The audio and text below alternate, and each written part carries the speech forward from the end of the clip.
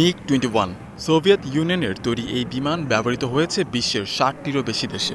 ভিয়েতনামের যুদ্ধ থেকে মধ্যপ্রাচ্যের সংঘাত কিংবা আফ্রিকার রণাঙ্গন ভূপাতিত করেছে অসংখ্য পশ্চিমা বিমানকে। প্রতিটি জায়গায় MiG-21 দেখিয়েছে তার গতি, ক্ষিপ্রতা ও আক্রমণ দক্ষতা। এবার সেই MiG-21কেই বিদায় জানাচ্ছে ভারত। ১৯৬৩ সালে ভারতের বিমান বাহিনীতে যুক্ত হওয়া এই সুপারসনিক বিমানই ছিল ভারতের আকাশ প্রতিরক্ষার মূল ভরসা।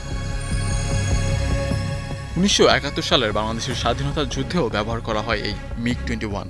তবে সময়ের সঙ্গে সঙ্গে বিমানটি পুরনো হয়ে যাওয়ায় গত কয়েক দশকে দুর্ঘটনার হার বাড়তে থাকে। ফলে একে আখ্যা দেওয়া হয় উড়ন্ত কফিন নামে।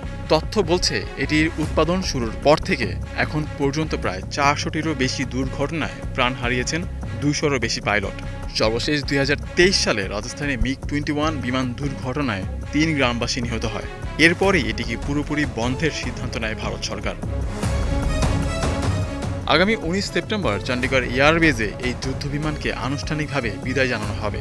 MiG-21-এর শূন্যস্থান পূরণ করবে ভারতের নিজস্ব প্রযুক্তিতে তৈরি তেজাস Mk-1A যুদ্ধবিমান। আহমেদ স্বাধীন, স্টার নিউজ।